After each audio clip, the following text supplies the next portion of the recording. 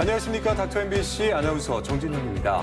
얼마 전에 최문순 강원도지사가 긴급 재난지원금을 탈모 치료에 쓰겠다고 밝히면서 화제가 되기도 했는데요. 탈모로 인한 고통은 누구에게나 마찬가지라는 이야기로 읽혔습니다. 탈모로 인한 고민, 여러분들께서는 어떻게 해결하고 계신가요? 이 시간에는 전주 모래내 피부과 강광영 원장과 함께 비절개 모발 이식과 두피 문신에 대해서 자세하게 알아보겠습니다. 대한탈모치료학회가 추산한 국내 탈모 인구는 1,000만 명. 우리 국민 5명 중 1명꼴로 탈모를 경험한다는 조사 결과가 나왔습니다. 최근에는 중장년층뿐만 아니라 2030 세대에서도 그 수가 증가하는 양상인데요. 이와 함께 탈모 예방은 물론 증상을 개선하는 다양한 치료법에 대한 관심도 높아지고 있습니다. 탈모 부위와 양상, 개인별 특징에 따라 가장 적합한 치료법은 무엇일까요? 피부과 전문의 강광영 원장과 함께 자세히 알아봅니다. 안녕하십니까, 원장님. 안녕하십니까. 네. 요즘에 모발 이식을 참 많이들 하시는 것 같습니다. 예. 그런데 모발 이식은 정말 이 탈모 치료의 마지막 단계로서 많이들 고려하고 계시는 것 같은데 예. 어떻게 이제 환자들의 반응, 직접 이제 하셨을 때와 하기 전 좀 예. 갈릴 것 같은데 어떤가요? 예. 처음에 환자분들은 모발 이식을 수술로 생각하는 수가 많습니다. 그래서 많이 불편해라 하고 그래서 바르는 약이라든지 먹는 약 이런 방법들을 해보고 나중에 수술적인 방법을 선택하겠다 해서 수술을 하게 되는데 네. 수술 후에는 환자분들이 이 심은만큼의 변화를 보기 때문에 그럴 줄 알았으면 초기에 먼저 심을 건데 그렇게 말씀하시는 분도 많았고요. 네. 더욱 중요한 것은 시간이 지나면서 심는 개수나 또는 시간 이런 부분들이 많이 환자 위주로 많이 변했습니다. 그래서 수술에 대한 반응은 심은 사람들이 굉장히 좋아라 하는 걸 볼 수가 있습니다. 네. 모발 이식 후에 이 환자의 모발, 그러니까 이식을 받은 모발은 어떻게 자라나게 되나요? 예, 보통 저희가 그 머리를 심게 되면은 환자분들께서 탈모 부위에다 심었는데 이 머리가 좀 진짜로 자라겠냐, 네. 밭이 안 좋은데 자라겠냐 이런 질문을 또 다시 하게 됩니다. 그렇지만 저희 몸의 특성상 뒤쪽에 그 뒤통수라고 하는 그 뒷꼭지라고 하는 부위의 머리들은 탈모의 영향을 받지 않게 됩니다. 그래서 그 머리를 탈모 부위에 옮겨 심었을 때 탈모가 진행되지 않고 본래 가졌던 특징을 그대로 갖고 가는 것이 우리 몸의 특징이게 되는데 심어진 머리카락들은 보통 2주 정도 자라게 됩니다. 심어진 자리에서. 그리고 이제 2주가 지나면서 몸에 신호를 보내게 돼요. 새로운 뿌리를 만들어라라는 그 신호를 보내서 자기 머리 심어진 머리는 빠지고 이제 새로 신호를 받은 머리가 생성돼 가지고 그 머리가 새로 자라는 데는 3개월 정도 걸리게 됩니다. 3개월. 예, 네. 그래서 3개월 정도 뒤에부터 머리가 우리가 마치 수염 날 때 좀 새카매지듯이 심어진 부리가 약간 새카매지는 그런 모습을 보이다가 이제 그 후부터는 1cm씩 자라게 됩니다. 그래서 한 3cm 정도가 되면은 외모 변화를 가져오게 되는 거죠. 그래서 심고 난 후에 6개월 정도 되면 모습이 변할 거다 이렇게 제가 말씀드리고 그 뒤로도 계속 자라게 됩니다. 그래서 1년 정도 자라게 되면 길이도 성장하지만 두께도 성장을 하기 때문에 1년 뒤에가 이제 가장 효과적이라고 저희가 얘기를 하고 있습니다. 네. 그런데 이제 모발 이식 또한 수술이기 때문에 예. 주변에 보면은 통증을 겁내하시는 분들이 많이 계신 것 같습니다. 예. 그러니까 그렇기 때문에 수술 자체를 좀 기피하지 않나 하는 생각이 드는데 예. 실제로 통증은 어느 정도인가요? 수술 자체가 절개로 하기 때문에 저희가 얘기할 때 이제 생사를 뗀다. 이제 그렇게 표현을 하는데 그렇기 때문에 통증이 이제 마취가 깨고 나면 하루 정도 있게 됩니다. 이러한 통증에 대해서는 사람마다 조금씩 차이가 있는 걸 볼 수가 있었고요.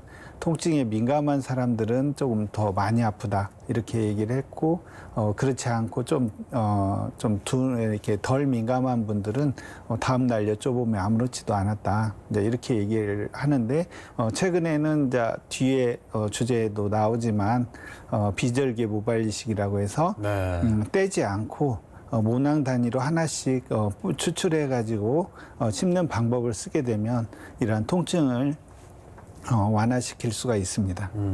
그러니까 이제 비절개 수술이 조금 통증이 덜하다라는 말씀이신 것 같은데, 예. 그러면 이 비절개 수술은 어떤 방식으로 진행을 하게 되나요? 예, 절개식이라고 하는 모발이식은 마치 이제 단지 떼장을 떼듯이 두피를 통째로 채취해서 이것을 모낭 단위로 분리를 하게 됩니다. 네. 저희 직원들이 모낭 분리사라는 직원들이 있어서 그걸 분리하게 되는데 비절개 모발이식은 모낭 단위로 저희가 그 펀치라는 걸 이용해서 한 모낭씩 사이사이에서 떼게 됩니다. 그래서 약간 하고 난 뒤에 통증이 마치 멍든 것 같은 정도의 그런 통증들이 있게 되고요.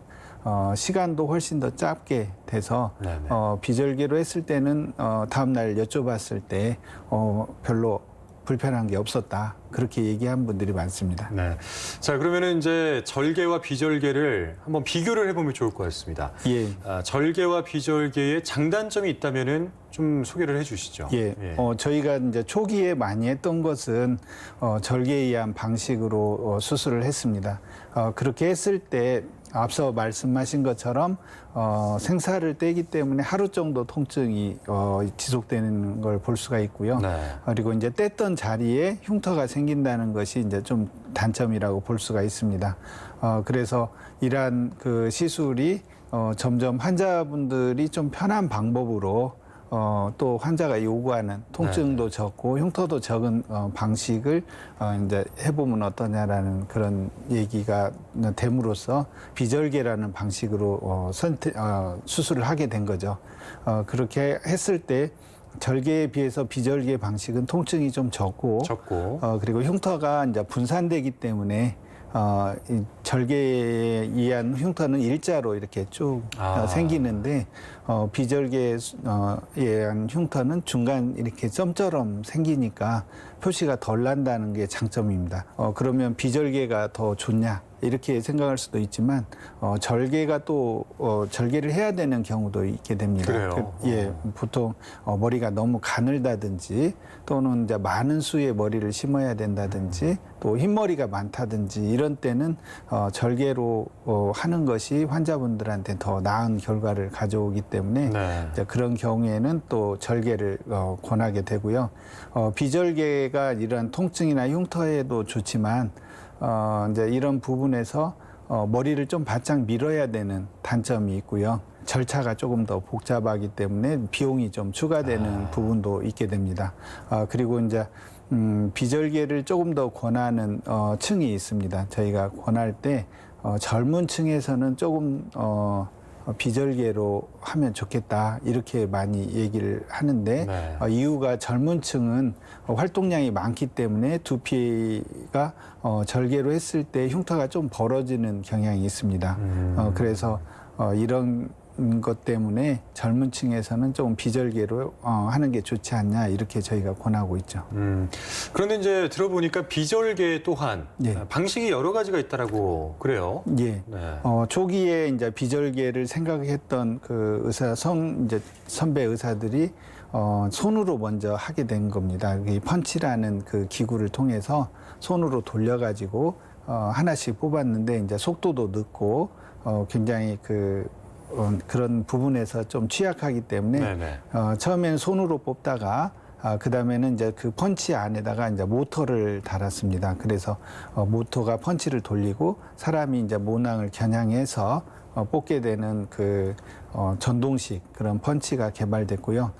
최근에는 이제 이런 부분들을 인공지능을 통해서 로봇이 직접 채취하는 그런 방식까지 발전을 했습니다. 로봇의 장점은 조금 더 정확하게 채취가 되고 속도도 기존의 그 전동 펀치에 비해서 좀 더 빠르게 되고 오랜 시간 해도 일정하게 뽑는다는 것이 조금 더 장점이라고 할 수 있습니다. 이제 들어보면은 뭐 비절개 방식이 가격이 조금 비싼 거 빼고는 뭐 통증도 좀 덜하고 여러 가지 장점들이 있는 것 같은데, 예. 근데 이런 비절개 방식 또한 좀 안 좋은 점이 있나요? 이제 비절개 했을 때 상처 부위가 이제 넓게 됩니다. 이제 이렇게 저희가 뽑을 때 한 모낭을 건너뛰어서 채취하기 때문에 넓은 부위에서 채취가 되기 때문에 상처가 나을 무렵에 약간 그 가려움증을 호소하는 분들이 많이 있게 됩니다. 네네. 그래서 이제 그런 부분들이 좀 불편하긴 해도 저도 이제 환자분들에게 절개로 하는 게 좋냐 또 비절개로 하는 게 좋냐는 이제 환자분들께 이제 상황을 다 두 가지 설명하고 선택하도록 그렇게 얘기하고 있습니다. 네. 그러니까 이제 절개나 비절개 모발 이식, 그러니까 모발 이식 자체가 탈모 치료의 일환인데, 예. 탈모 치료의 종류라고 하면은 뭐 치료제를 바르는 것도 있을 거고, 예. 약을 먹는 것도 있을 거고 예. 하겠지만은 이 모발 이식 수술이 다른 치료에 비해서 더 좋다라고 말할 수가 있을까요?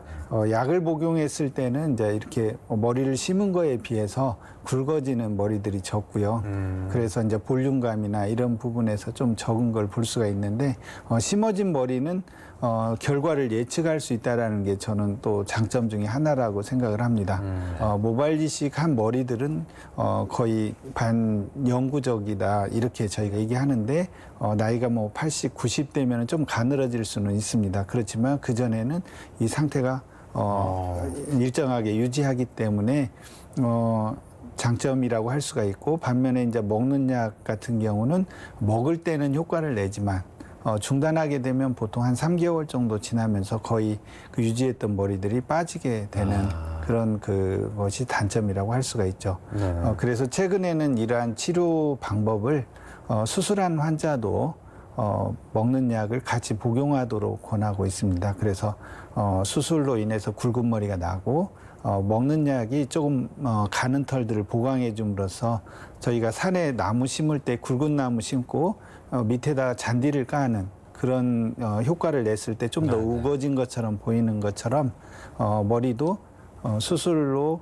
좀 더 굵고 볼륨감을 갖춘 다음에 먹는 약이 같이 병행하게 되면 더 많은 이렇게 보여지는 상승 효과가 있기 때문에 두 가지를 이렇게 좀 같이 권하고 있습니다. 네. 그리고 요즘에는 뭐 저희 어머님들 보면 이렇게 눈썹 문신하시는 분들 많이 계시잖아요. 예, 예. 근데 병원에서도 두피에 대한 어떤 탈모 치료의 목적으로 예. 두피 문신을 한다. 뭐 예. 이런 이야기를 들었거든요. 예, 맞습니다.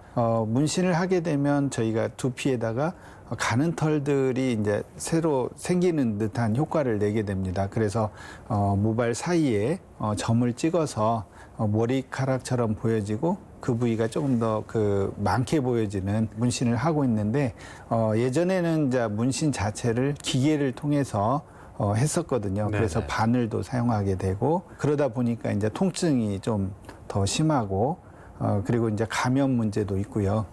그래서 그런 부분들을 개선한 것이 이제 두피 문신하는 레이저가 개발된 겁니다. 아, 레이저가 있어요? 예, 그래서 그 레이저를 통해서 문신이 되기 때문에 바늘을 사용하지 않고 또한 그 통증 자체도 거의 없기 때문에 환자분들이 이제 좋아하는 것 같습니다. 그 결과물에는 차이가 있나요? 조금 더 레이저로 했을 때의 장점은 깊이를 조절해서 번지거나 그런 부분들을 이렇게 조금 조절할 수 있기 때문에 기계로 한 것보다는 레이저로 한 것이 좀 더 장점이 있는 것 같습니다. 네. 그 남성형 탈모가 있을 때 고민하시는 분들을 위해서 마지막으로 한 말씀 해주시죠. 예, 기사에서도 탈모로 고민하는 인구가 1,000만이 넘는다 이렇게 나올 정도로 탈모에 대해서 많이 민감해라 하고 고민을 하는 분들이 많은 것 같습니다. 그렇지만 이렇게 고민을 많이 하는 만큼 치료 방법도 많이 발전하고 있기 때문에 환자분께서 혼자 고민하시기보다는 전문가와 상의해서 본인에게 맞는 적절한 방법을 선택해서 치료를 하시면 탈모 때문에 받는 스트레스가 많이 줄어들 걸로 생각을 합니다.